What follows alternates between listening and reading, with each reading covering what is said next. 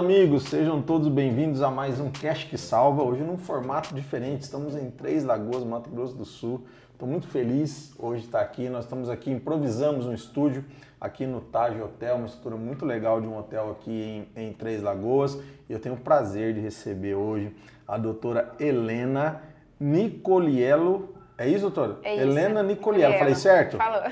Helena Nicoliello é endocrinologista, uma super formação, endocrinologista formada pela USP, né? E a doutora assim, tem um trabalho incrível aqui em Três Lagoas, mas não só aqui, hoje recebe pacientes de toda a região, Sim. muitos pacientes online também, Sim. isso a sua especialidade permite, né, de ter esse contato com o paciente, né? Doutora, obrigado, viu, por você estar aqui hoje, para a gente poder conversar, falar um pouquinho da sua carreira, falar um pouquinho da sua área de atuação e você contar aqui vários cases, né, várias coisas da sua especialidade, vários casos de tratamento, né? Aqui nós nunca vamos citar nome, viu, doutora? Pode deixar. A gente conta o milagre, mas não conta o santo. Perfeito. Então, mas eu acho importante a gente trazer alguns casos, né? Perfeito. Você que é uma médica super conceituada aqui, e eu fico feliz de você ter disponibilizado um horário para estar aqui comigo, viu? Obrigado Imagina, mesmo. eu que agradeço o convite. Obrigada pelo convite, é um prazer. Nós estamos muito felizes, viu, doutor? Obrigado mesmo. Quero dar um abraço para o doutor Guilherme. Sim. Na hora que ele assistir, doutor, que você estiver assistindo aí, né? Perfeito. Manda uns likes para nós aí, né, doutora, no nosso canal. Sim. Muito bom. Doutor, eu estava olhando aqui teu Instagram, mas antes de eu entrar no assunto nosso aqui, nós vamos falar da endocrinologia e metabologia de uma maneira geral, né? E eu acho que são vários temas, né? Sim. Que tem. A gente estava aqui, eu estava até contando o caso do meu filho, você comentou também que tá aí voltando a atender as crianças também, né? Que você tem muita bagagem, experiência para isso.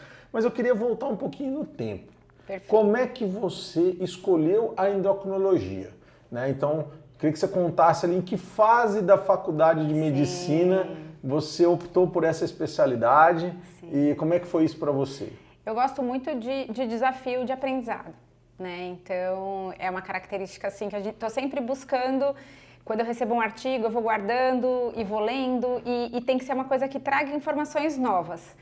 E a faculdade eu estava na dúvida se ia fazer cirurgia, se ia fazer clínica, mas no quarto ano a gente foi apresentado para endocrinologia.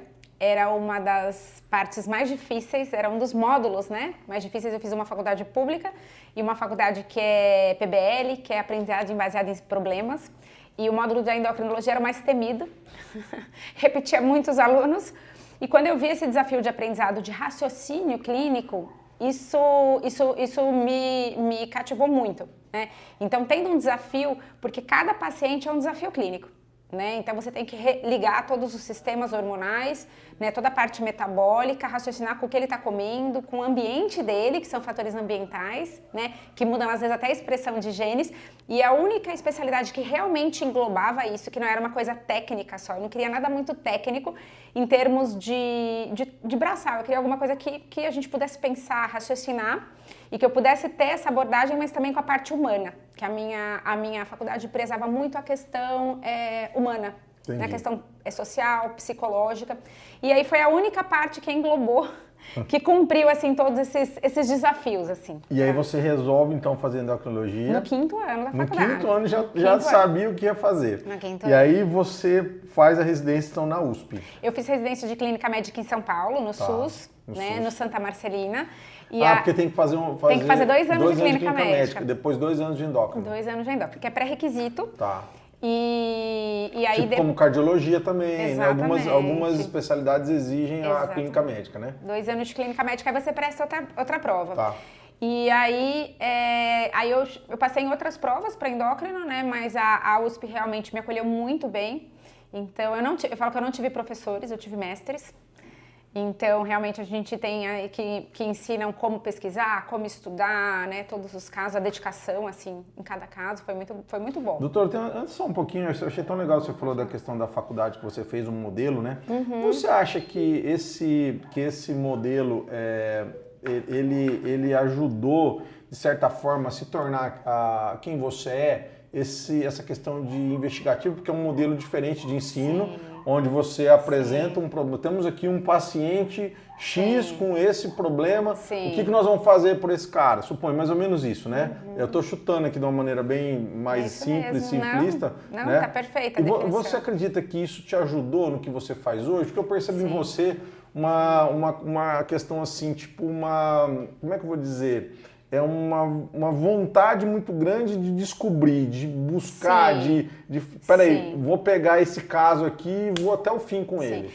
Então, todo caso, no PBL, a gente, na aprendizagem baseada em problemas, você recebe o caso e você vai destrinchando e com evidências científicas, né, todos os casos, todo o problema dos casos. Então, quando eu pego um paciente com insônia, vamos tratar essa insônia. Quando eu pego um paciente com hipertensão, vamos ajustar, vamos mandar ele para o cardiologista, mas vamos ajustar essa parte metabólica da hipertensão.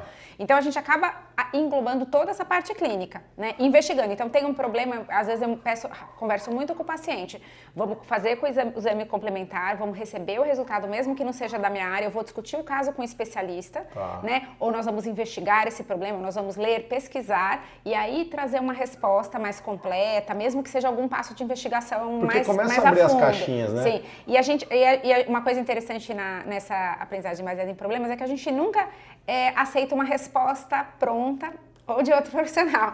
A gente é treinado para buscar na parte científica. Né? Então a gente tinha uma coisa muito interessante nas discussões de caso, nas tutorias, quando alguém falava que sabia alguma coisa ou falava algum tratamento médico, hoje é o exemplo que a gente vê na internet muitas fontes, muitas opções de tratamento para obesidade, de reposição hormonal, mas a primeira coisa que eu fui treinada a me perguntar é exatamente essa: da onde vem essa informação? Né? Isso é comprovado cientificamente? Isso não vai fazer mal ao paciente, que é o princípio da medicina básica? Primeiro, não fazer mal, né? Então, isso não vai fazer mal ao paciente? Eu posso prescrever isso a longo prazo? Isso é seguro para o organismo dele, para o coração? Então, essa parte a gente não acredita quando a gente recebe um material pronto. Então, nós fomos treinados a investigar clinicamente por material científico. E aí eu faço isso com todas as áreas. Então, por exemplo, quando eu percebi que, quando eu comecei a aumentar os atendimentos com endocrinopediatria, fiz 2, 3 anos de alguns congressos seriados para atualizar na área. Né? Então, todo ano eu pego algumas áreas específicas, geralmente 2 a 3 grandes congressos, né? E vou atualizando, destrinchando aquela área para ver o que você tem de informação nova, né? O que tem de surgindo, mas a gente sempre, mesmo o PBL é assim, mesmo vendo uma aula, a gente vê a aula, a gente ouve o que ele está falando, mas a gente anota o artigo que está escrito ali. O artigo que está ali para pesquisar e para consultar o artigo, porque a gente tem que ler realmente e ver a qualidade daquele tipo de informação. Ou seja, ver se a informação é verídica, né? Isso faz toda a diferença. Doutora, assim, uma curiosidade, naqueles 2 anos que você fez de residência de clínica médica, ali você já estava determinada a fazer endócrino, você já fez, já focada. Em nenhum minuto pensou em fazer outra coisa? Não. Você já fez os 2 anos sabendo que você ia fazer endócrino? Sim. Isso já era de escolha? Já era escolha. Tá. E eu fiz uma residência médica em São Paulo que te deixa preparada para tudo, né? Porque era Vietnã. Tá? Imagina, né? Mas era o que eu queria. É uma delícia. Por um lado, que ao mesmo tempo devia ser muito alto nível de esforço, mas você via de tudo, né? Você sai preparado de lá para qualquer emergência médica, qualquer emergência em clínica médica, coisas graves de alta complexidade. Isso traz bagagem para o consultório também. E era o que eu queria, porque eu saí do interior, eu não prestei residência no interior porque eu queria uma coisa de grande porte, eu queria estar num grande centro, né? Então, que tivessem procedimentos, que eu pudesse, que nesses grandes... Você, né, até então sempre em São Paulo, daí no estado sempre de São Paulo. Paulo. Não, só prestei capital. Tá. Eu queria ir para... Não, mas na faculdade também você... Faculdade eu fiz no interior de São Paulo. No interior de São Paulo, tá. Fiz e aí você foi pra... você fez Marília? Fiz Marília. Ah, sensacional. Uma das melhores faculdades do Brasil, né? Vizinha de Rio Preto. Bem pertinho. Minha mãe nasceu em Marília, uma cidade linda também. Tá, e aí tá bom. Aí você resolveu fazer a endocrinologia. Aí foi pra USP. Como é que foram esses 2 anos lá? Conta um pouco dessa sua experiência. Como é que foram esses 2 anos para você lá? Lá a gente sempre ouve muito que é um lugar fechado, né? Que é um lugar que... Mas eu fui recebida de portas abertas, eu tive grandes mestres, né? E um aprendizado com uma medicina de ponta, né? Que era o que eu queria. Então eu cheguei a fazer estágio na Itália de endocrinologia, né? E a gente ganhava os congressos internacionais, então era uma coisa que eles propiciavam pra gente nos Estados Unidos. E quando a gente precisava quando a gente tinha um caso muito raro, quando a gente discutia um caso com os chefes da endocrinologia, você tinha liberdade de mandar um exame para o exterior, de mandar uma dosagem hormonal para a Clínica Mayo, que é a referência. Então, o HC tinha esses recursos, essa investigação. Então, e além disso, você conversava com todas as equipes. Então, de residente para residente, discutia o caso e depois os chefes conversavam. Então, se tinha algum exame, uma cintilografia, um exame de alta complexidade. Então, realmente, você tem acesso a uma medicina de uma qualidade altíssima. Mesmo indo para congressos internacionais, mesmo fazendo estágio em outros lugares, a gente via que lá era feito o que havia de melhor, assim, na medicina para o paciente. Traz muita coisa boa, né? E discutindo casos, vendo casos raros, né? Tem reuniões científicas semanais, é muito gostoso, muito bom. Aí não tinha como não se tornar um profissional assim, que está ali na crista da onda, porque você era forçada e que quem aproveita se dá muito bem, né? Agora tem duas perguntas para você, digamos assim, pessoais, mas assim, em que momento o Dr. Guilherme entra no circuito aí? E depois eu quero saber como é que você vem parar em Três Lagoas. Eu sou E se tem alguma coisa assim, se Três Lagoas é antes do Dr. Guilherme e o Dr. Guilherme é depois, como é que é essa nós não nos conhecemos no hospital, né? Apesar de muita gente achar que a gente... vocês não se conheceram em faculdade, hospital, residência, nada? Não, eu estava na residência de endócrino no primeiro ano e nós nos conhecemos num curso de mergulho. Eu sei que vocês gostam de... Nós nos conhecemos num curso de mergulho e aí começamos a namorar na residência e eu queria sair de São Paulo por ter qualidade de vida. Eu nasci em São Paulo. Os dois faziam residência em São Paulo? Os dois fazendo residência em São Paulo. Paulo. Então vocês não se conheceram no hospital? Não, ele trabalhava em outro hospital. Que legal. Ele era de outro Esse de mundo outro é hospital. pequeno mesmo. Pequeno, no mergulho. Que legal. E aí você conheceu ele lá e começou a namorar? Começamos a namorar e nossa proposta era... Você equivalia, tipo, as datas da residência? Tipo... Eu fiquei lá esperando ele um ano. Então e aí mais ou menos eu fiquei junto. esperando a residência dele depois da cirurgia geral. Eu tenho 2 anos, ele tem 3 anos. Então ele ficou um ano a mais. Nesse tempo eu fiquei fazendo neuroendócrino no HC também, no Instituto de Psiquiatria.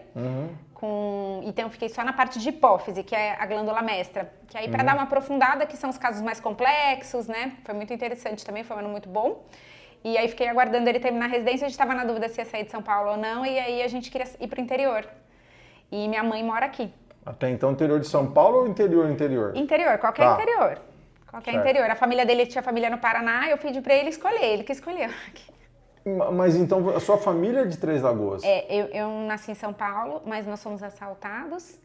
E quando eu tinha 8, 9 anos, aí meus pais mudaram para cá. Então, mas minha avó era daqui. Então quando você saiu para estudar em Marília, você estava morando aqui? Eu fiz colegial fora, em São Paulo, em Campinas, um ano de curso em São Paulo, mas depois eu voltei para o interior. Legal, entendi. Aí então basicamente vocês voltaram porque, lógico...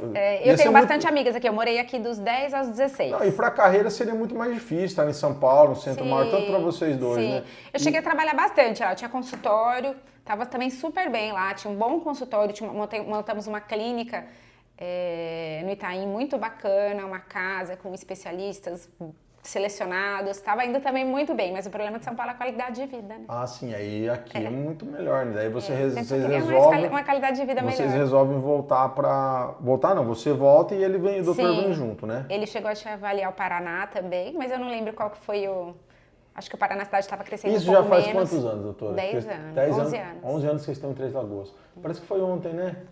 Que legal, né? E aí quando você chega, já abriu consultório de endocrinologia. Sim. Já de cara, já. Sim. E como é que foi essa transição?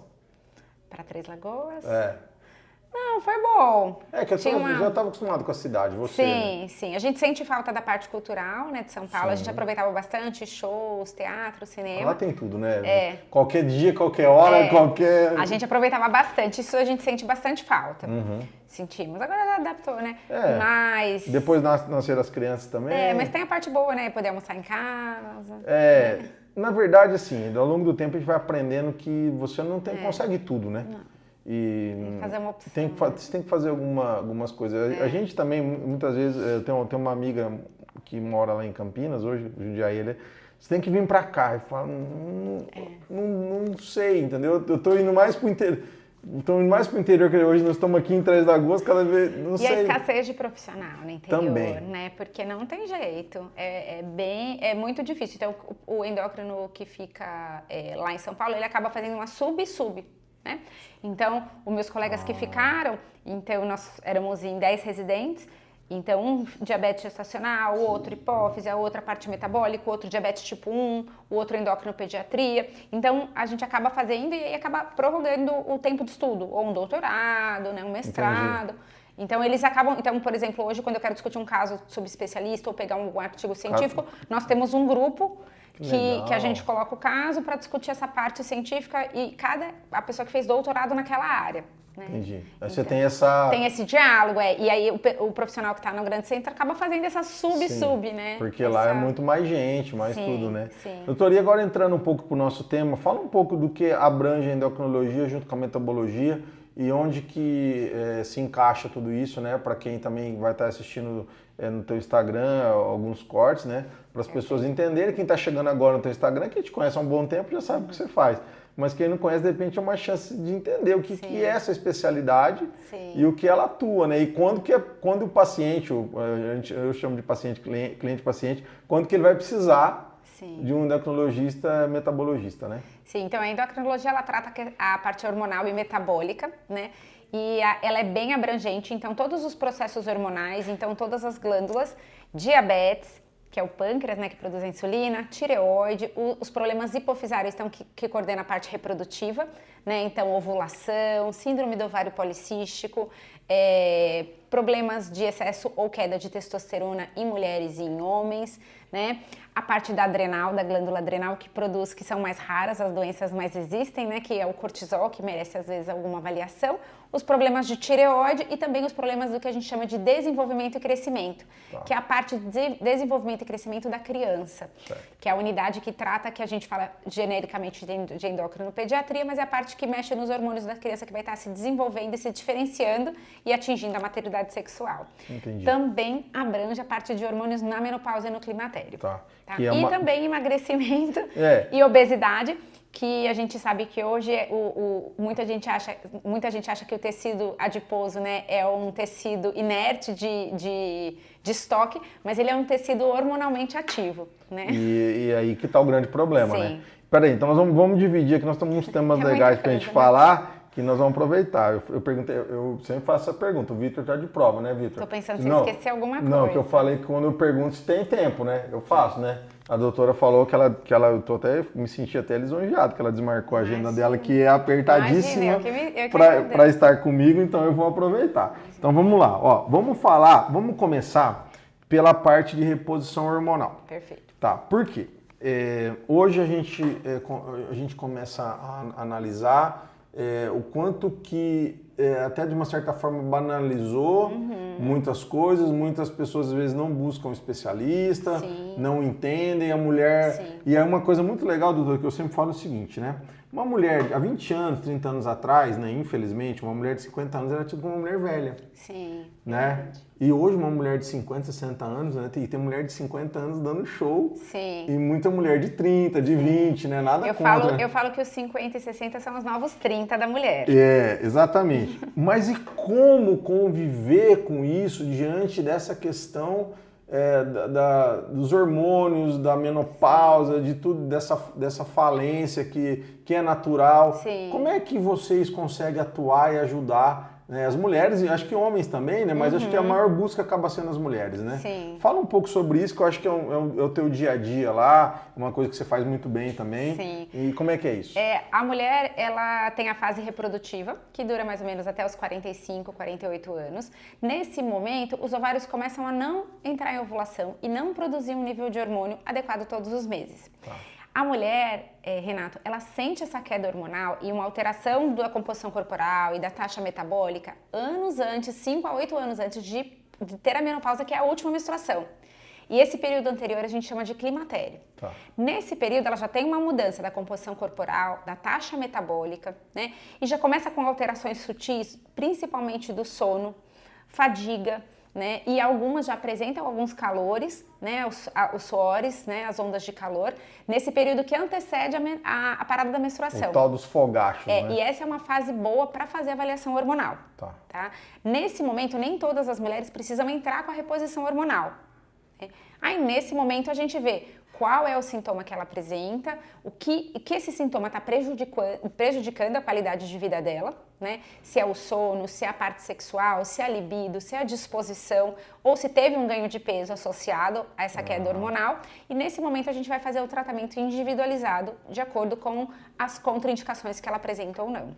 Doutora, tem uma coisa muito legal nesse tema, é assim, né? Existe não sei se é um mito ou não, aquela coisa, usar hormônio prejudicial à saúde. Gostaria que você falasse sobre isso, né? É lógico, a gente sabe que tudo que é em excesso, ou de mais ou de menos, mas existe sim indicação, né? Desde que seja bem prescrito, da melhor forma possível, com a literatura, né? Com a literatura em mãos. Permitindo, ali. né? Isso, de acordo também com o prognóstico ali do paciente.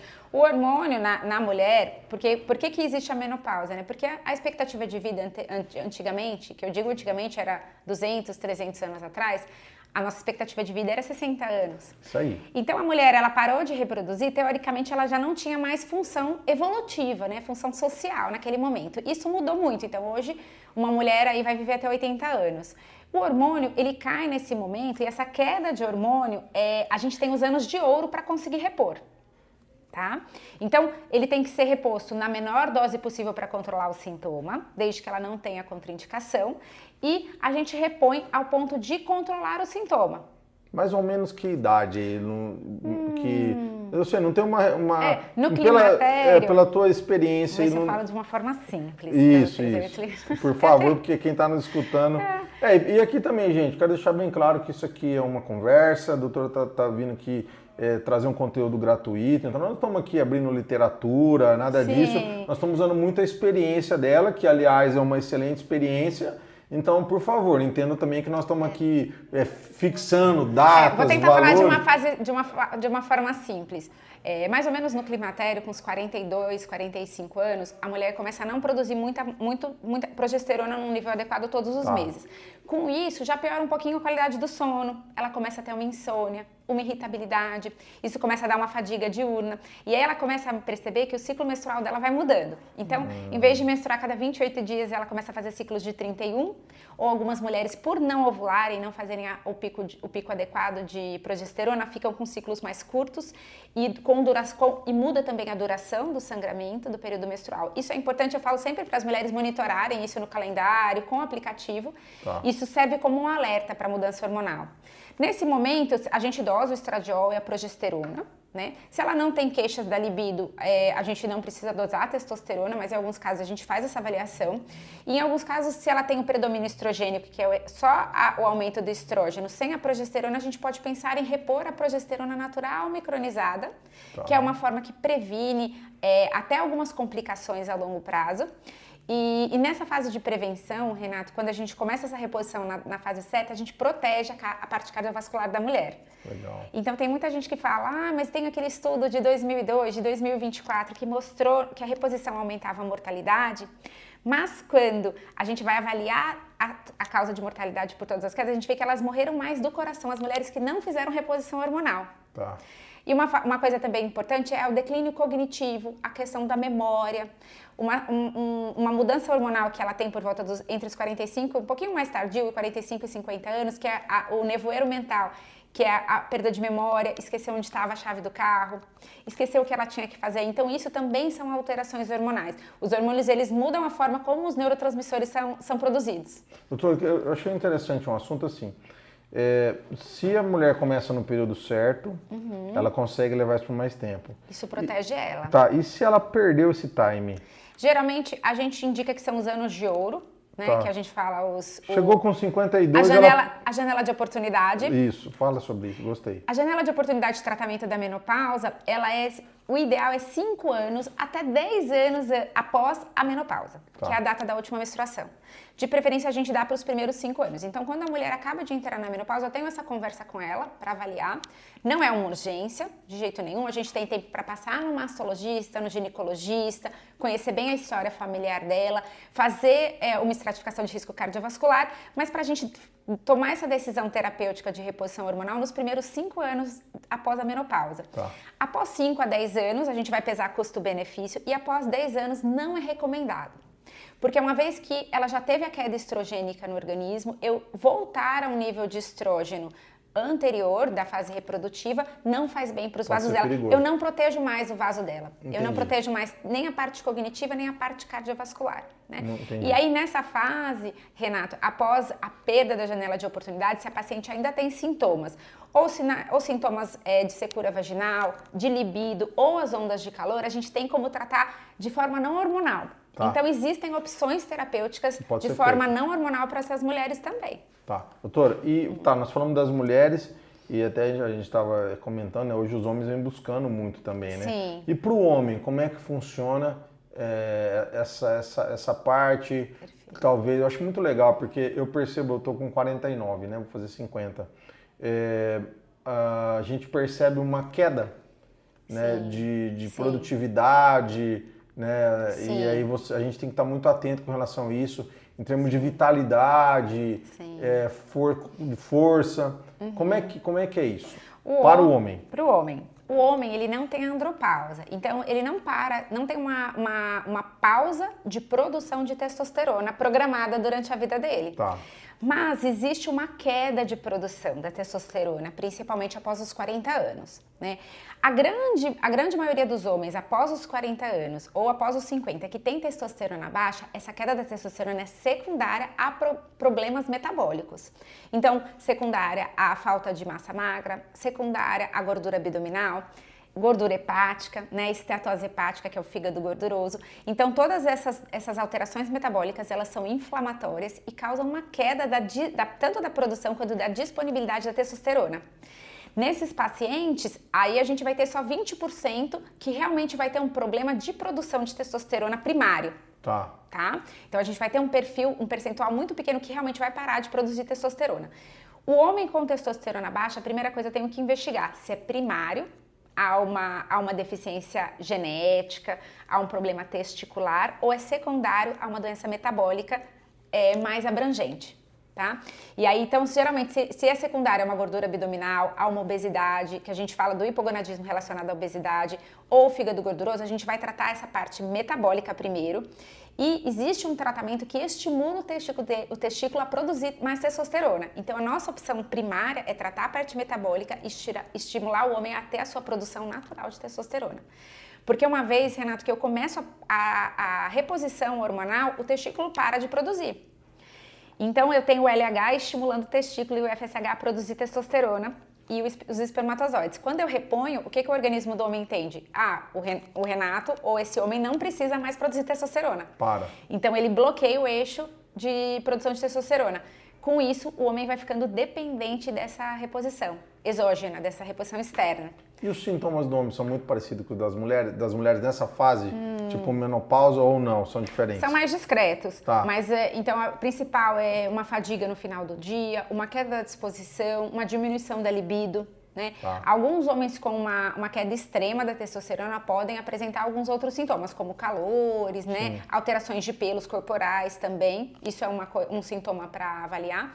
Mas a maioria das vezes a gente trata a parte metabólica, tira a gordura abdominal, aumenta a massa muscular, melhora o sono, os fatores de estresse e ele volta à produção natural de testosterona. Quando ele não volta, a gente faz um estímulo por 60 a 90 dias e ele volta à produção natural de testosterona. Doutor, eu acho muito legal a maneira como você fala, você é muito didática. Muito né? didática. Você é muito top. Não sei se fala de uma forma muito clara. Não, é muito legal. E assim, me fala assim...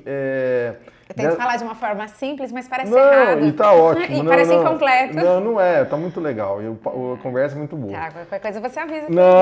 Tá indo muito bem.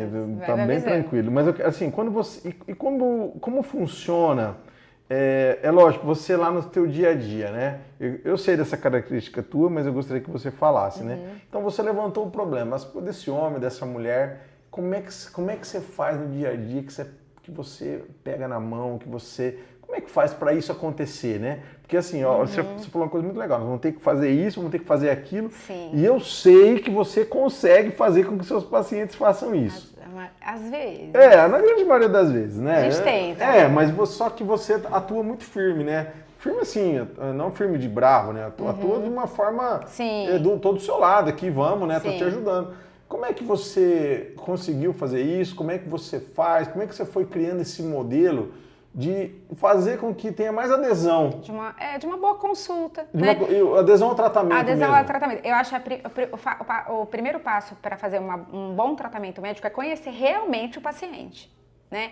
Então é olhar no olho dele, é realmente se importar e na hora que ele começar o relato também, não ter grandes julgamentos, não ter julgamentos, né? Para que o paciente possa falar a dificuldade dele, então saber o problema que ele tá passando com a família, como é que está o trabalho, como é que está o casamento, como é que é a saúde dos filhos, como é que é a relação dele com os filhos, porque se você não sabe como que é o dia a dia do paciente, você não consegue auxiliar. Não adianta passar uma dieta perfeita, uma dieta... e tem que saber a realidade dele. A minha realidade é comer fora. Então vamos ver o que a gente tem de marmitas saudáveis aqui. Vamos ver o que é possível para você. Vamos ver, Helena, mas eu não consigo fazer atividade física porque eu tenho um filho pequeno. Eu treinei 2 a 3 anos em casa. Eu tenho até foto, eu tenho até vídeo, eu acho que é antigo no Instagram, eu treinando com os bebês no chão com meus 2 filhos. Porque eu não conseguia tempo para ir na academia todos os dias que eu precisava. Porque é uma função muito grande, Exatamente. Né? Dia Então, a dia. a mãe fala, doutora, eu não tenho tempo, eu chego 5 horas da tarde, eu quero ficar com meu filho. Então, vamos ver se a gente tem alguém online para te ajudar 2 vezes por semana e final de semana a gente pensa na lagoa, pensa em alguma coisa mais recreativa. Então, a gente tem que conhecer bem essa rotina do paciente, conversar com calma com ele. E saber o que é possível mudar na rotina dele. Não adianta passar uma coisa que é impossível para ele fazer. Tipo uma receita de bolo. Faz o que eu tô adianta, mandando, não vai acontecer. Não, né? vai comer tantas gramas. Doutora, mas eu não tenho tempo de pesar a comida, porque eu faço comida para mim e para minha mãe, para mim e para os meus filhos. Não vai pesar comida.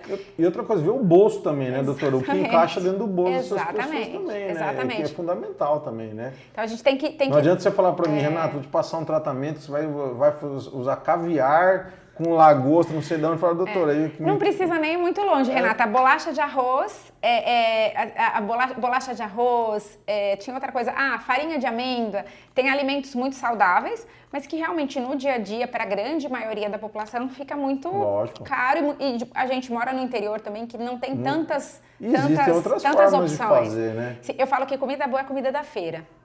É legumes e verdura, vai na feira, quiabo, vagem, tomate, comida de verdade. Não precisa de uma pasta de amendoim tal ultraprocessada, não precisa da bolacha, da farinha combinada da batata doce, não precisa nada disso. Sabe que eu tenho tentado fazer isso aí? É comida de feira. Eu tenho mudado meu hábito nesse sentido, assim, comer o mais normal possível, sabe?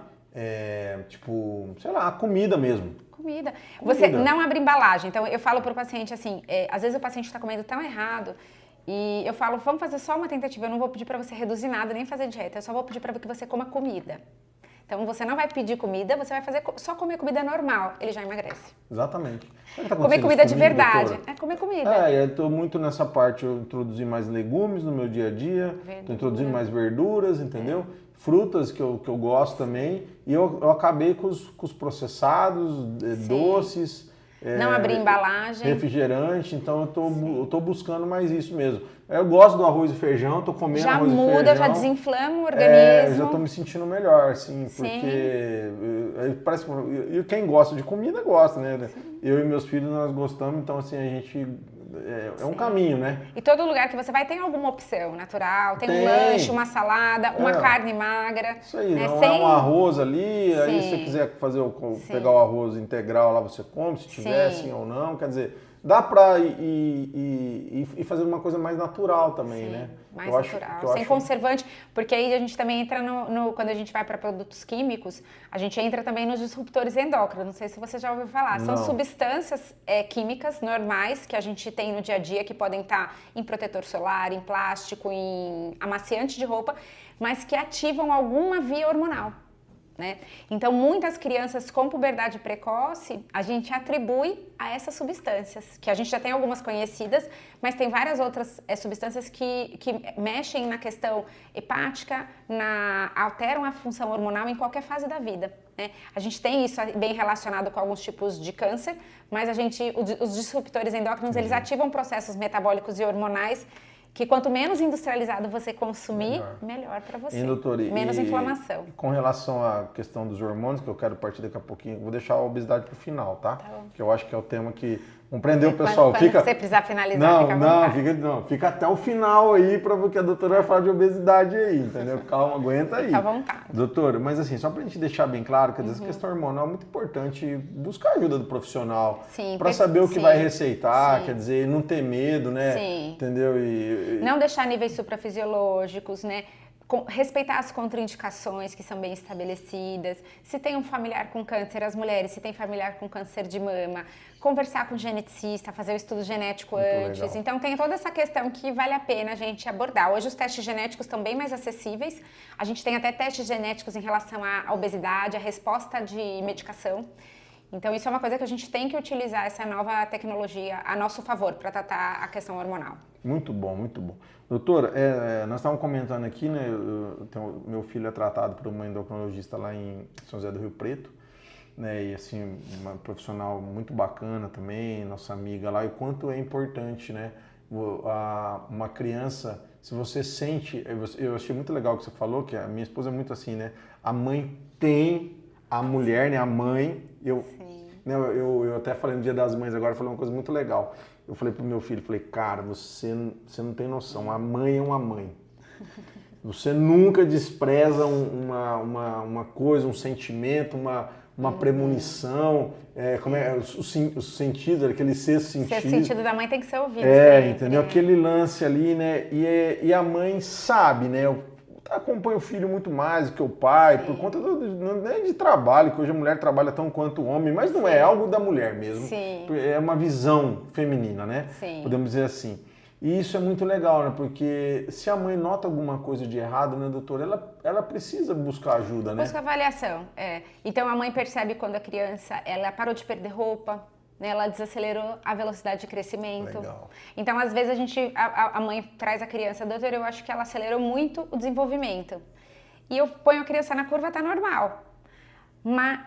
Dosa os hormônios estão normais. Das 6 meses acontece a alteração hormonal, ou seja, ela teve uma mudança no padrão de crescimento antes dos hormônios alterarem. E a mãe percebe isso. Então, se a criança parou de perder roupa, né, tanto para mais quanto para menos, ou um estirão precoce da altura, ou um atraso na velocidade de crescimento, uma diminuição da velocidade de crescimento. Então, todo ano, ou semestral, dependendo da criança, se ela tem algum fator de alerta, ou ela segue por alguma doença, colocar ela no gráfico, ver a velocidade de crescimento. Eu falo que a velocidade de crescimento é o melhor aferidor de saúde de uma criança. É quantos centímetros ela cresce ao ano, né? Então, ela tem que ser colocada no gráfico e ver se isso está adequado, tanto para o padrão dela quanto para o padrão familiar. Doutora, outra coisa que eu queria que você falasse é a diferença da menina para o menino aí, nessa fase, que é uma fase bem importante, né? Enquanto a menina está desenvolvendo, de repente, de uma maneira mais rápida, já na primeira menstruação. Muitas vezes o menino está um pouco mais tardio, né? Sim. A mulher acaba amadurecendo, né, mais cedo um pouco. E aí, infelizmente, tem se observado uma menstruação, no caso da menarca, né? A primeira menstruação. Mais antecipado? Sim. Isso é uma realidade? É uma realidade que a gente vê. Exatamente por questões, a gente fala que são por questões químicas, de substâncias químicas que são disruptores, e também por questões genéticas, por o que a gente chama de epigenética, que é uma adaptação até o excesso de estímulo das crianças. Mas a idade de puberdade da menina é dos 8, a partir dos 8 anos a gente já considera normal um início de puberdade, e os meninos é a partir dos 9 aos 14, e meninas dos 8 aos 13 anos. O primeiro sinalzinho da menina de puberdade é o broto mamário, o aparecimento do broto mamário, então é mais fácil da mãe notar, né? Isso não pode acontecer antes dos 8 anos. Ou se acontecer logo que a menina fez 8 anos, é importante também avaliar se isso é uma rapidamente progressiva, né? Se tem algum outro fator. Do menino, os sinais são mais discretos. Então, que é o crescimento longitudinal do pênis e a mudança da consistência do testículo.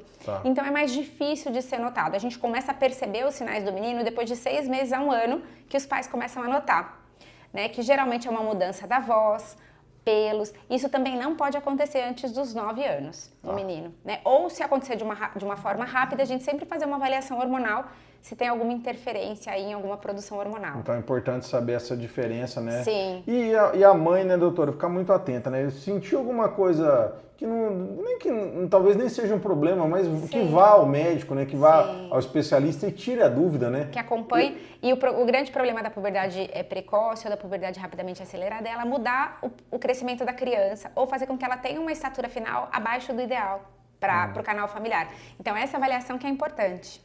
Entendi. E acho que na maioria das vezes que você é procurado nesses casos, que a grande maioria tá tudo certo, né? Mas assim, eu digo assim que não é só procurar quando tá errado, né? Sim, você vai lá também, não, fica tranquilo, vamos acompanhar. Fazer uma avaliação nutricional. Mas o mais importante é estar amparado por alguém que sabe o caminho, né? Eu acho que esse é o grande tchan. Sim.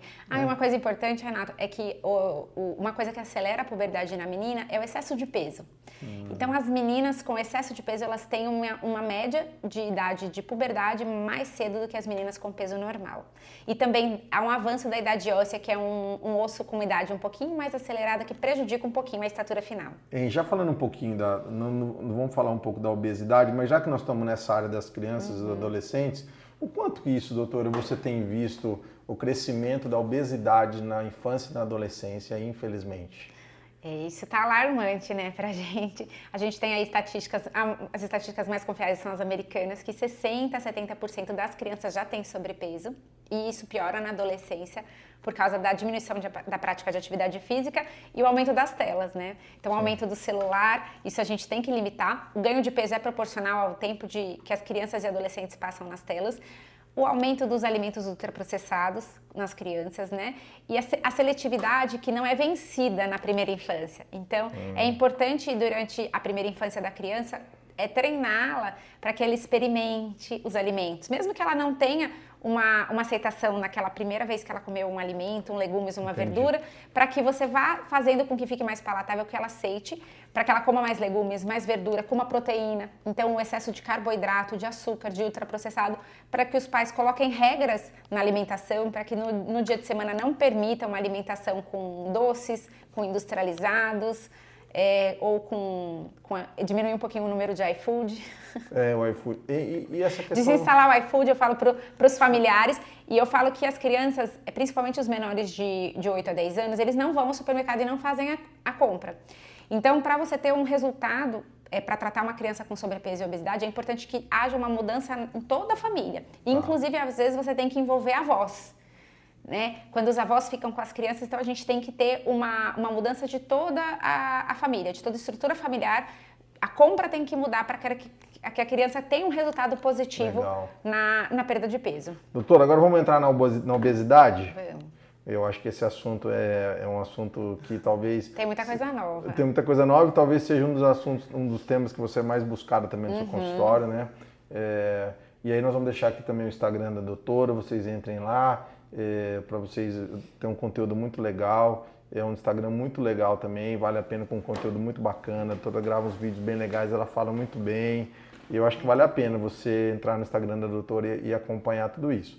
Vamos começar pelo um grande vilão, até que ponto o açúcar ele é um vilão, sim ou não, e aí eu queria escutar você, porque existe aí, né, hoje tudo tem açúcar, né? Tudo tem açúcar, até o salgado tem açúcar. Então, eu gostaria que você falasse até que ponto o açúcar é um grande vilão, sim ou não, se é ou não. Com a palavra especialista. Eu falo que o açúcar, ele em excesso, ele é um problema, né? E eu acho que ele sozinho não é só o grande problema, são os alimentos açucarados. Então, aí a gente volta de novo para os ultraprocessados e os industrializados. Tem muita gente que fala, Helena, eu não consigo tomar café sem açúcar. Aquelas 2 colherzinhas de açúcar no café não serão um problema se você tiver uma alimentação normal ao restante do dia. Não tiver um excesso de massa, não tiver de pão, de doces, de sorvete, nos outros momentos do dia. Né? Então, o importante é sempre o equilíbrio. A gente, quando vai avaliar macronutriente ou vai avaliar a alimentação do paciente, a gente vê mais ou menos o quanto que ele consome de carboidrato.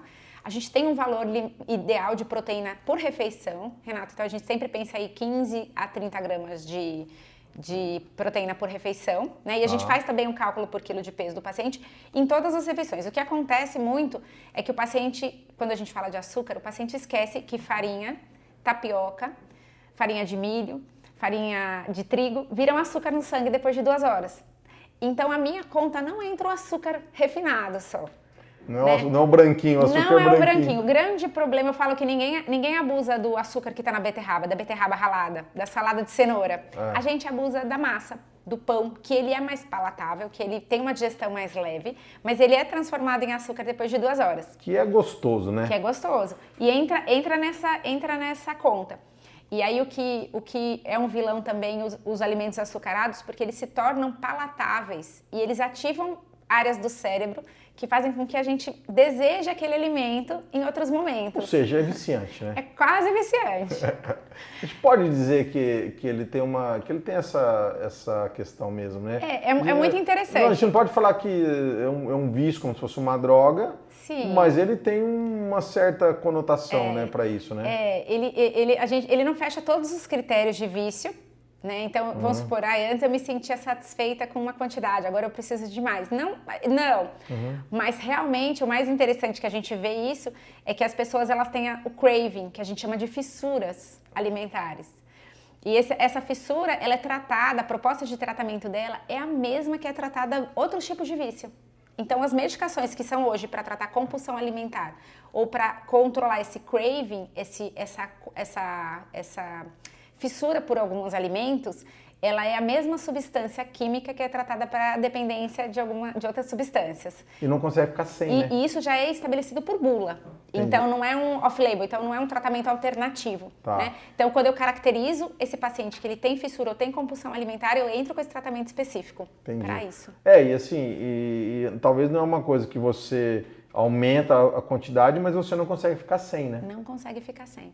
Tem paciente que sente até mal-estar quando é restrito, né? Aí é lógico que quando a gente faz a avaliação alimentar do paciente, eu costumo fazer um recordatório alimentar de 2 a 3 dias, né? Para a gente ver mais ou menos como é que é a estrutura da alimentação dele. E nesse momento a gente vê onde está o excesso de calorias ou de açúcar ou de gordura que ele consome, porque tem paciente às vezes que não consome tanto açúcar, mas ele tem uma quantidade de carne gordurosa em todas as refeições. E aí isso vai repercutir também na parte laboratorial, no triglicérides, no colesterol, na gordura abdominal. E aí nesse momento a gente faz uma mudança dessa alimentação, onde está o excesso, dependendo do horário. E tem pacientes também que têm essa fissura, essa vontade de comer em determinados horários. Tem a síndrome do comedor noturno, que é aquele paciente que ingere a grande maioria das calorias após as 5 da tarde. Então, esse paciente geralmente ele tem anorexia matinal, ele não come nada pela manhã, não tem necessidade, nem tem fome, e ele começa a beliscar após as 4 da tarde.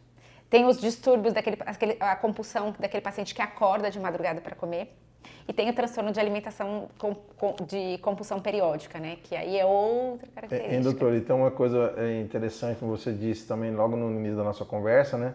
Que o tecido adiposo ele passa a funcionar hormonalmente. Tem uma ação Queria que você explicasse sobre isso, porque isso é muito importante, né? Sim. Porque até então parecia que ele estava ali um tecido ali fazendo parte do corpo, sem nenhuma intenção ou sem causar nenhum problema. Fala para as pessoas que estão escutando o que é esse tecido o tecido adiposo na função hormonal, se eu posso dizer isso, mais ou menos isso. Sim, ele tem uma ação ativa no centro regulatório da fome. Então ele produz umas substâncias químicas que tentam avisar o cérebro que o estoque de gordura está ok. Mas no paciente que tem alteração genética ou alteração de tendência a ganho de peso por algum outro processo inflamatório, por alguma outra desregulação de algum outro sistema de controle da fome, ele não consegue ter essa sinalização adequada, porque o sistema adiposo, além de produzir essa adipocina que a gente fala para sinalizar ao cérebro que o estoque está bom, ele também produz citocinas inflamatórias. Então, paciente com excesso de tecido adiposo é um paciente inflamado. Né? Tá. E aí essas vias de sinalização para ele parar de comer vão entrar em falha. Entendi. E aí a gente tem principalmente a leptina, que é as canetas para emagrecer, os injetáveis para emagrecer, agem muito nessa questão, tanto na questão periférica quanto na questão central da fome. Né? Então, por isso que os injetáveis eles têm uma ação dupla, além da parte do esvaziamento gástrico. Então, a gente tem esses sinalizadores do tecido adiposo e essa inflamação, que vai romper esses canais para explicar para ele. Então, às vezes a gente consegue fazer com que o paciente emagreça num primeiro momento e essa queda inflamatória vai mudando todos os marcadores dele, Renato. Vai melhorando a ferritina, vai melhorando a gordura hepática, vai melhorando o perfil de triglicérides e colesterol. Então, é uma resposta fantástica, assim. E hoje, em termos de novidade, né? Você que está sempre muito antenada, você é uma médica que está sempre nos congressos, nos cursos, atualizando via internet também, né? Em breve vai trazer um curso seu aí também, né? Daqui a pouco você vai divulgar isso aí, um curso para médicos, né? Sim. Ou seja, né? Eu vejo assim, quem ensina aprende duas vezes, né? Sim, melhor forma de aprender. E o que tem de novidade hoje para ajudar, né, doutor, assim, deixar muito claro, que você falasse também, que a obesidade é uma doença, né? Sim. Isso é uma coisa que precisa estar bem clara, né? Porque Sim. parece que a pessoa que é obesa, ela é relaxada, ela não está aí para nada, né? Ou seja, não, você é gordo porque você quer. Né? Então, e você lida com isso diariamente, eu acredito, no seu consultório. Sim. Como é que é isso para você e o que está vindo pela frente para ajudar esses pacientes obesos a esse tratar? Conceito de que a obesidade, de que é obeso quem quer, é um conceito muito errado e preconceituoso, né? Então, a gente sabe que o paciente hoje, ele ganha peso por outros fatores e 70% do ganho de peso que ele teve durante a vida é determinado geneticamente. Nós evoluímos para reter peso. A gente passou muita fome há 500 anos atrás. Então, nós somos perfeitos, nosso metabolismo é perfeito para reter energia. E hoje a gente tem um excesso de energia. E aí a gente começa a desequilibrar. Isso não é uma opção do paciente. Então, a grande virada de chave quando o paciente começa um tratamento de obesidade é naquele momento que ele entende que ele pode até não precisar de medicação para o resto da vida. Em alguns casos a gente precisa, mas ele precisa de vigilância e tratamento para o resto da vida. É muito interessante quando eles fazem a comparação de pacientes diabéticos e pacientes obesos. 80% dos pacientes que tinham glicose alterada ou um pré-diabetes receberam medicação para isso, mas menos de 5% dos obesos. Então, não é oferecido o tratamento por um conceito até da classe médica de que a obesidade é uma opção. Tá? Ou uma falta de proatividade do paciente. Não é. Né? Isso então, é importante. E vai virando um ciclo vicioso dentro do paciente. Uma coisa importante do tecido adiposo é que ele aromatiza testosterona e estradiol. Então, ele também muda o perfil hormonal de biodisponibilidade dos hormônios sexuais. Então, a gente vai entrando num ciclo vicioso de cansaço. E além desses pacientes, na hora que eles têm uma proporção de gordura corporal aumentada, eles vão ter uma massa muscular, às vezes, de um paciente de 70 quilos, mas eles pesam 110. Então é como se aquele paciente, ele vai ter uma fadiga como se ele estivesse carregando 20 a 40 quilos nas costas. Que doido. Então, para ele sair desse ciclo, é muito difícil e não é uma opção, né? Entendi. Então, na hora que ele percebe que é uma doença crônica, eu falo para o paciente, olha, você pode até cansar de mim, você pode mudar para o Xingu, mudar para a China, mas você procura um tratamento, procura um educador físico, cansou do endócrino, não tem problema, procura um nutricionista, né, que a gente sempre consegue o melhor tratamento com uma equipe multidisciplinar, né? E a virada de chave é quando o paciente entende que é uma doença crônica, né? Poucas pessoas têm resistência a saber que a hipertensão precisa ser tratada para sempre, mas muita gente tem resistência em aceitar que a obesidade precisa ser controlada sempre. Isso é uma grande realidade, né, doutor? Até dos pacientes com peso normal. Então, tem muitos pacientes que falam, mas fulano não engorda, mas fulano é magro. É muito comum o paciente fazer essa projeção, até para, você não engorda. Não, mas toda mulher que tem um excesso de alimentação, e um homem, e um sedentarismo, ele vai engordar naturalmente, porque nossa genética, para sobreviver, é feita para isso. Entendi. Né? Então, não adianta lutar contra isso, né? Tipo, não lutar, que eu digo no sentido de mentalidade. Sim, sim. Né? Tipo, é uma realidade, agora a gente tem que fazer o esforço e ter a ajuda dos médicos para saber que é uma doença e equilibrar, né? E o que nós temos aí pela frente de novidades, doutora? Você, muitas novidades. Se tivesse lá, se puder falar algumas, eu sei que tem novos medicamentos entrando, né? Sim, sim. E também entender que uma outra coisa que eu observo também, eu acho um erro na minha visão, né? Como hoje muitos medicamentos são liberados para compra direta, muita gente compra por si só, vai lá e compra uma caneta lá, um Ozempic, essas outras coisas todas aí, tô citando o nome, mas, e não passou pelo médico para saber se realmente aquele é o melhor caminho para ele, né? Sim, é muito importante, principalmente quando um paciente com excesso de peso, com obesidade, vai fazer automedicação, que muitas vezes, quando ele começa a tomar uma medicação por conta própria, aquela medicação não é adequada para o padrão alimentar dele. Exatamente. Então, eu pego muito paciente que usou os injetáveis, que são os análogos de GLP-1, as incretinas, né? A gente tem a liraglutida e o semaglutida, que é o semanal, que é de ação mais longa, e ele fala, Helena, eu comprei isso, mas eu não perdi tanto peso. Né, tem um custo elevado, eu não emagreci. Por que não emagreceu? Porque aquele perfil, ele come por ansiedade, não abordou a ansiedade. E muitas vezes, se o paciente é beliscador, a medicação ela não funciona para aquele beliscador, né, porque ele consegue ingerir pequenas porções. Então, quando o tratamento não é adequado para o perfil alimentar do paciente e não é associado à atividade física, a uma mudança na composição da alimentação, ele não vai ter o perda de peso que ele esperava. E não é milagroso. Exatamente. Né? E também, uma coisa importante, Renato, na hora que a gente faz um tratamento medicamentoso para emagrecer, é a gente fazer a fase de pré-manutenção e manutenção. Né? Então, isso é mais importante para o paciente não ter o reganho de peso após o tratamento, após a pausa do tratamento. De medicação nova, como você me perguntou, a gente tem novos injetáveis, a gente tem mais 2 moléculas vindo. A gente tem o terzepatida, que é um análogo do GLP-1, mas é ligado a outro receptor, que a gente teve perda de peso superior à cirurgia bariátrica. Tá. Então, para ter uma ideia, ele perde o dobro de peso do que o semaglutida, que é o que está atualmente no mercado, que é o semanal. Isso chega para quando? Isso tá para ser lançado em agosto. Tá. Entendi. E, além disso, o semaglutida, que é o Ozempic, ele vai ter uma caneta de dose maior. Né? Então, a dose que a gente tem hoje no Brasil, o Ozempic, o semaglutida já está liberado para tratamento de obesidade, mas a caneta que a gente tem é para tratamento de diabetes. E ela não vai na dose alta para tratar a obesidade. Os estudos mostraram que alguns pacientes precisam de uma dose maior. Por isso, em agosto também vai ser lançado a caneta com dose maior para a gente. E, doutor, e assim, né? Eu acho que é muito legal lá, você tendo esse arsenal aí, é importante porque você vai saber onde direcionar, né? Sim. Deve ter paciente que não tem indicação da caneta, né? Sim, tem muito paciente que não responde bem a caneta. Tem paciente que às vezes está respondendo a um outro tratamento, quer usar a caneta, eu falo, tudo bem, vamos usar, e depois ele volta e fala, realmente, eu tive perda de peso melhor com outro tratamento, que às vezes é um tratamento mais antigo, mas é mais adequado para o perfil alimentar dele. Porque é individual, né? É individual. E é só que as pessoas escutam falar, é um modismo. Mídia.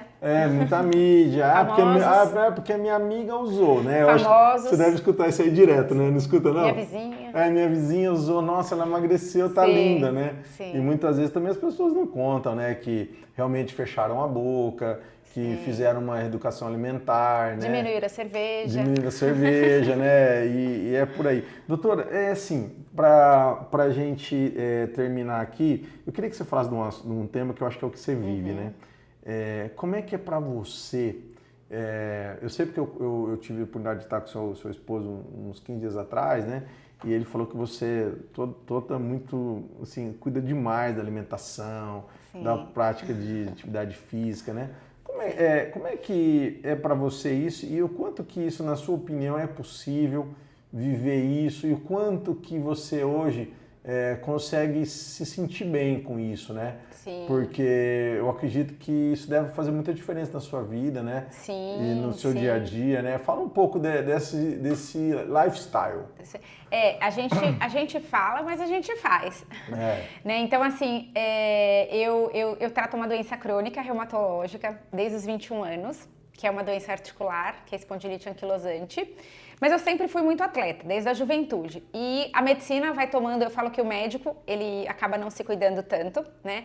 Ou todo paciente que tem uma vida corrida, eu tenho pacientes aqui que trabalham 12 horas, e acho que a grande diferença é você colocar a saúde como prioridade. Então eu falo para os pacientes que trabalha, cuida de filho, cuida de família, mas a saúde em primeiro lugar.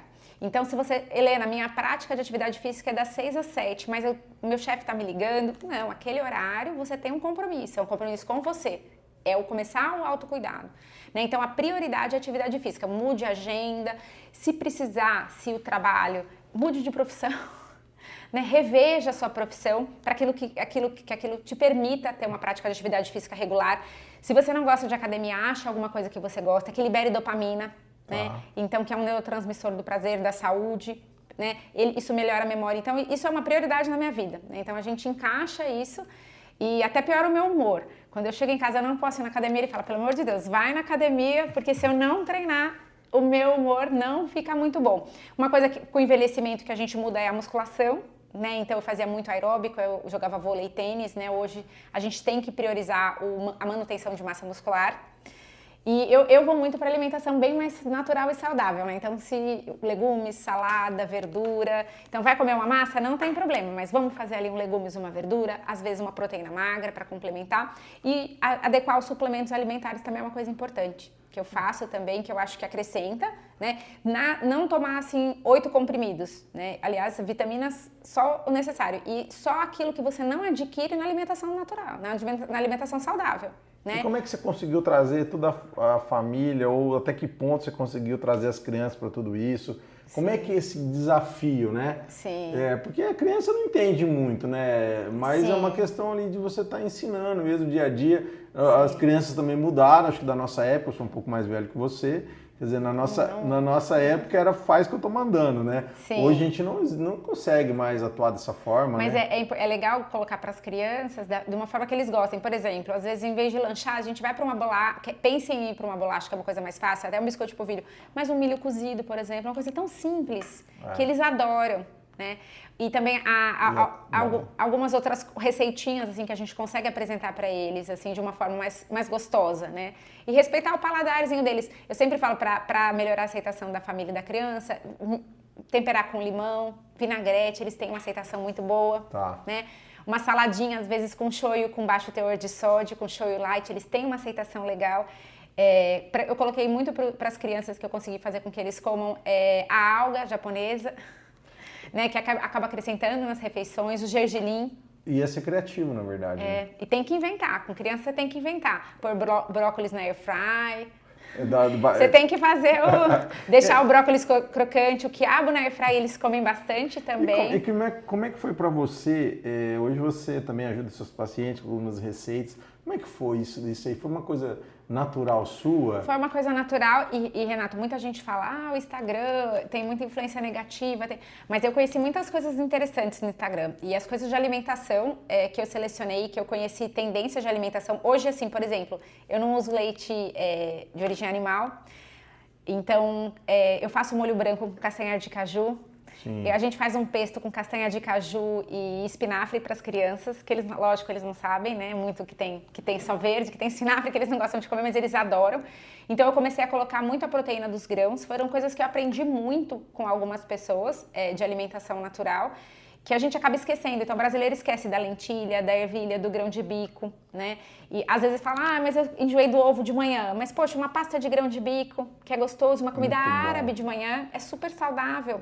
É uma coisa que tem uma duração grande. Então, isso eu fui colocando na prática, né? Depois que a Bianca nasceu, a minha filha mais velha vai fazer 10 anos esse ano, e eu fui mudando essas questões e percebi que a gente consegue ter uma alimentação super saudável, sem passar fome, sem ficar medindo quantidade, desde que a gente acrescente essas outras opções. Mas são coisas que o brasileiro acaba esquecendo um pouco de colocar. A lentilha, a ervilha. Lentilha é muito bom, né? Tem muita Doutora, opção. vamos matar aqui com 2 grandes vilões, vai. O que você pensa sobre lactose e o que você pensa sobre glúten?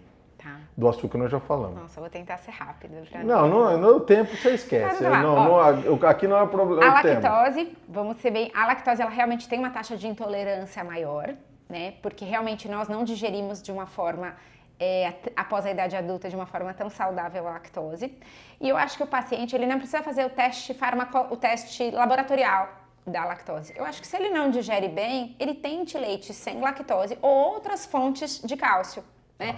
Só é importante com essa moda da lactose ver se você não está reduzindo a ingestão de cálcio. Então a gente tem algumas fontes principais de cálcio, né? Principalmente o leite de derivados, iogurte, queijo, principalmente o branco, e o leite normal. E se você tem que comer de 2 a 3 porções por dia. Então muitos pacientes que retiram a lactose acabam não tendo a ingestão de cálcio apropriada. Aí você vai ter que fazer as contas se você está comendo o fornecimento de cálcio adequado da fonte vegetal, que é difícil, que é couve, e também tem um pouquinho na carne, nos ovos, na gema de ovos, mas você tem que fazer essa conta ou suplementar, tá? Então isso é importante.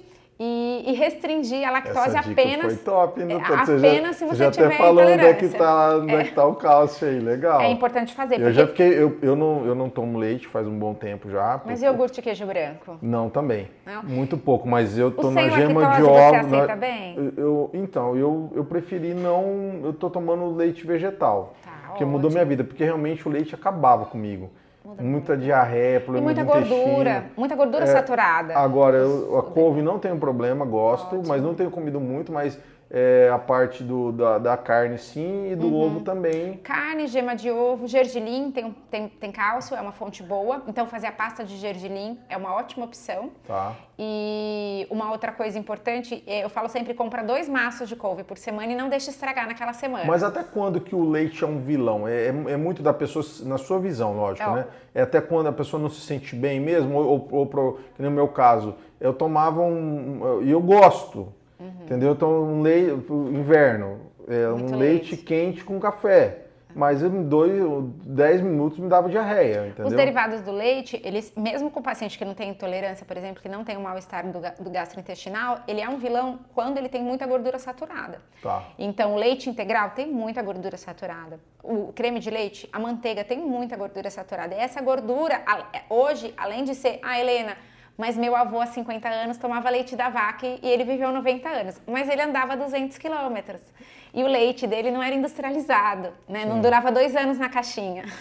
Entendi. Então era um outro tipo de gordura. Tá. Né? Então eu acho que é reduzir a gordura saturada e ir para o menos industrializado possível. Eu acho que esse é o vilão. E o glúten? O glúten, a alergia ao glúten, a doença celíaca, né? Ela é muito rara, tá? Ela é de 0,5% a 1% na população. Então, eu acho que é muito mais uma lenda nutricional, uma lenda urbana nutricional, do que realmente é uma realidade. Eu acho que algumas pessoas têm distensão abdominal pelo tipo de fermentação, né? Ou pelo tipo de combinação da farinha. Porque o glúten, ele é a proteína do trigo, que a gente come há milhares de anos, né? Se você pegar, por exemplo, um trigo natural, fazer um tabule, né? Colocar bastante verde, tomate, cebola, provavelmente você não vai ter intolerância que você teve com a pizza e com o catupiry. Tá. Né? Então é importante você fazer essa diferenciação. Se você realmente tem a doença celíaca, que é a doença do glúten, você vai ter alguns fatores. Fatores inflamatórios, anemia crônica, uma dor abdominal importante, é uma doença séria, né, que aumenta muito a predisponibilidade ao câncer de intestino. E as pessoas misturam, tipo, o glúten com questão de comer um pão, que daí aí é a questão que você falou do açúcar. Que não teve a fermentação natural. Não, e outra também. coisa que aí é a questão do açúcar, você vai comer um pão que é um alimento de baixa... como é que fala? Com alto índice glicêmico, sem proteína. E não tem nada a ver com intolerância ao glúten, certo? Não tem nada a ver. Eu acho que mistura muito isso, né, doutora? Na suspeita, o exame, a gente consegue fazer um exame de sangue da doença celíaca, né? Mas fazer esse cuidado antes de fazer essa restrição. Muitas pessoas se sentem bem por tirar o glúten porque reduziram o volume de massa. Tá. Né? E a massa, ela nunca entrava sozinho. O pão não entra sozinho. O pão entra com manteiga, com mussarela. Então, às vezes, eles se sentem melhor por isso. Né? Entendi. Muito bom. Doutora, que legal esse bate-papo. Ô, Vitor, quanto tempo bateu aí? Vai se arrepender de... 1h07. Olha aí, doutor. Se ele faz uma pergunta, eu falo 10 minutos. Que legal. Eu consegui... desculpa, viu? Desculpa do quê? Eu consegui meu objetivo. Eu tô muito feliz, porque... Não é todo dia que a gente... Respostas muito longas. Não é todo dia que a gente tem a oportunidade de trazer um profissional como você, né? E eu falo muito pro pessoal que está aí, você que está nos escutando, você pode fazer uma coisa por nós só. Nós aqui não estamos cobrando nada, esse programa é gratuito, né? Mas você pode compartilhar, nos ajudar, levar mais longe, né? Todo dia que a gente tem um profissional como a doutora Helena aqui, então, que se dispôs a estar aqui com a gente também, trazendo conteúdo, então nos ajude. Você pode seguir a doutora Helena lá no Instagram dela, compartilhar o nosso conteúdo, né? E de certa forma é assim que você nos ajuda a levar isso mais longe, muita informação que salva, né? Doutora, e como a informação correta, né? A informação com literatura. Sim. O Google não é inimigo, né, da medicina, é só saber onde procurar a informação correta. Como essa informação salva, né? E pode ajudar muito. Você disse mesmo que o Instagram te ajudou muito, né? Muito, na alimentação natural, em opções de comida. E nas próprias receitas, né? De ver como faz, né? Sim, o que é mudou muito minha alimentação. O que é possível fazer, né? Doutora, obrigado, viu? Eu estou muito feliz de você ter aceitado o nosso convite. E aí logo em breve nós vamos subir esse podcast lá no nosso canal, as pessoas vão poder assistir. E é isso aí, acho que nós conseguimos nosso objetivo, viu? né?